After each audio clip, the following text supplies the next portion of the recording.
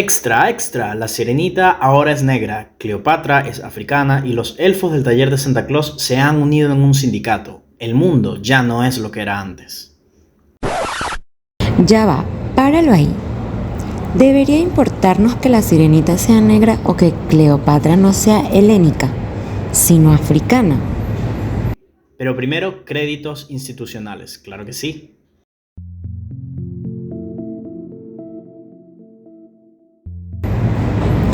Antes de empezar a comentarte qué ocurre con estos cambios radicales en películas y documentales, es necesario hablar un poco sobre los estudios culturales en el campo de la sociología. Y si bien respondiendo a esta pregunta, pues estos estudios se dan dentro del campo de la sociología y parten de la idea de que la cultura es parte integral de la vida en sociedad y que juega un papel crucial en la construcción de significados, construcción de la identidad, consolidación de la organización social y en las relaciones de poder entre grupos. Si bien dentro de estos estudios hay que entender el concepto de industria cultural. Esta es una industria que no produce sillas, no produce carros, aunque sí genera mucho empleo. La industria cultural es aquella encargada de producir bienes culturales, sean películas, eventos, series, pinturas, canciones, etc., tanto para entretenimiento como para educación, y otros fines voluntarios o involuntarios un poco más distópicos. Hay ciertas nociones a tener claras a la hora de aproximarnos a la industria cultural. La ideología se refiere a un conjunto de ideas, creencias y valores que sustentan y justifican una determinada estructura social, política o económica. En el contexto de los estudios culturales, la ideología se examina críticamente para comprender cómo influye en la producción, distribución y recepción de la cultura, así como en las relaciones de poder y dominación de la sociedad. La hegemonía se refiere al dominio o liderazgo que un grupo o clase social ejerce sobre otros grupos a través del consenso y la adhesión voluntaria, más que por medio de la fuerza o la coerción directa. En el contexto de la industria cultural, la hegemonía implica que determinados grupos o actores sociales tienen el poder de establecer y difundir significados, valores y normas a través de la producción y distribución cultural. Estos actores dominantes influyen en la configuración de la cultura de una sociedad y determinan cuáles ideas y productos culturales se consideran legítimos y dominantes. Son manifestaciones culturales que alcanzan grandes audiencias porque son difundidas a través de los medios de comunicación masivos, como es la radio, la televisión, el internet, entre otras. Y pues todo este contenido masivo sigue las lógicas de producción y distribución masivas, por lo que sus contenidos tienden a ser atractivos para diversos grupos sociales. Lo popular se refiere a productos culturales hechos por y para el pueblo. Está caracterizado por su arraigo a las tradiciones y a determinadas prácticas culturales de grupos específicos. Usualmente lo popular apela a grupos específicos o subculturas determinadas. La diferencia principal entre lo que se considera masivo y lo popular radica en el alcance de cada uno. Nótese que estos conceptos no son necesariamente excluyentes y pueden coexistir en una misma expresión cultural determinada. La diferencia principal entre lo que se considera masivo y lo popular radica en el alcance de cada uno. Pero nótese que cada uno de estos conceptos no es necesariamente excluyente del otro y pueden coexistir en una misma expresión cultural determinada, como podría serlo, por ejemplo, la música urbana, que tiene un alcance masivo porque se difunde a través de plataformas como la radio o el internet, pero apela a determinadas subculturas que, importante recalcar que a pesar de que son subculturas, esto no quiere decir que sean grupos reducidos de personas, porque por lo menos al hablar de música urbana, es un género específico, una subcultura específica, pero es una que tiene muchísimos partidarios y muchísimos integrantes. Es importante porque la industria cultural se relaciona con temas como la construcción de significados comunes y la consolidación de una identidad y una subjetividad, es decir, aquellos que vemos en las películas, series, programas de televisión, canciones y demás, contribuye a moldear nuestra visión del mundo. Incluso si el espectador es un sujeto activo con un marco de interpretación propio, no podemos descartar por completo que la industria cultural tenga cierto impacto en él.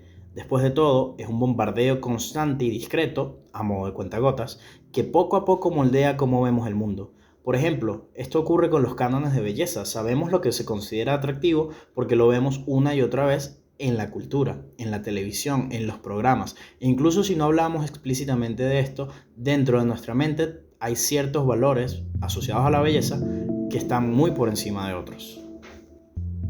La industria cultural también es importante porque a través de las manifestaciones culturales se expresan relaciones de poder y la cultura se convierte en un mecanismo para perpetuar estructuras dominantes o para resistirse a ellas.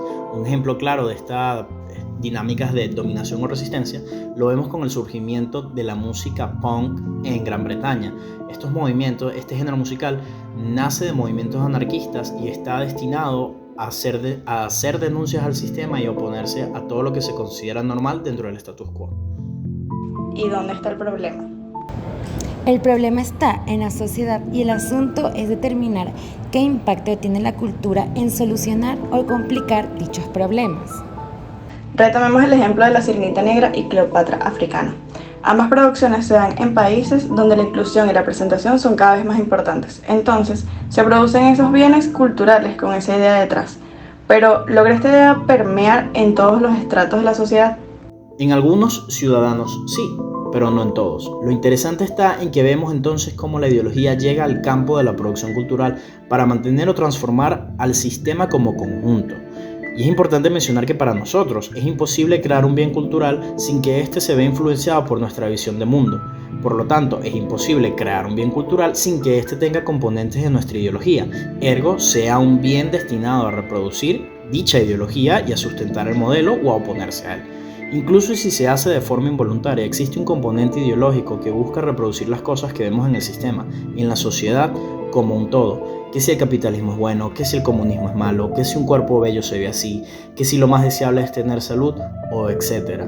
Nuestros valores, nuestras influencias, nuestras creencias, de alguna manera, involuntaria o no, llegan a permear dentro de nuestras creaciones culturales. Por lo tanto, nuestras creaciones no solo son reflejos de nosotros, sino del modelo político, económico y social en el cual nos desarrollamos. En Latinoamérica la situación es interesante porque los estudios culturales están enfocados a la teoría colonialista y poscolonialista.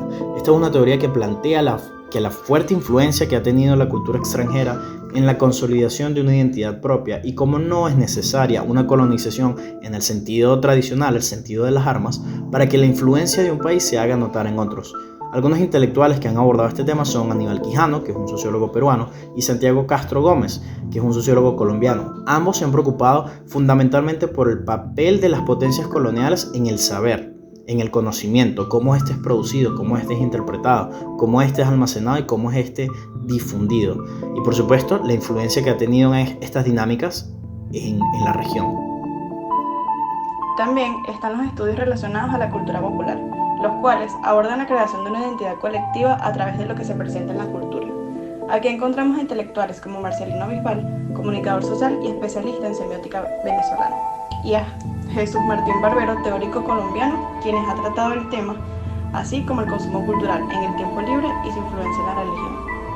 Pero ahora, ¿es este el final del asunto? Pues no, porque la cultura es un asunto de día a día y las tradiciones toman años en formarse.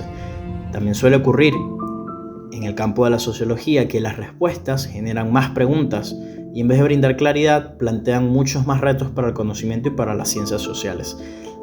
Realmente no hay una respuesta única, pues suele ocurrir que estas teorías no son necesariamente excluyentes unas de las otras. Entonces tenemos que entender, y pensamos que es totalmente indiscutible, el papel que tiene la industria cultural no solo en el fomento de ideologías y de estructuras de dominación o de resistencia, sino el papel que tiene en la consolidación de una identidad y cómo incluso si este no es su finalidad, realmente se podría ver como un efecto colateral que es inescapable. No podemos evitar ser influenciados por la industria cultural a pesar de que podamos interpretarla de determinadas maneras según nuestra cosmovisión del mundo. Sin embargo, es un estímulo que está ahí y es un estímulo que no solo genera significados, sino que es revalidado y reafirmado constantemente por nuestros pares dentro de una sociedad occidental. Quedará de parte de cada uno ver en qué medida se ve afectado por la industria cultural y quedará de parte de cada uno fomentar el juicio crítico para no ser reproductores de lo que vemos en las grandes pantallas o en las chicas pantallas de nuestros teléfonos, sino para realmente analizar, criticar, cuestionar y reflexionar sobre todo aquello que pasa en nuestro alrededor.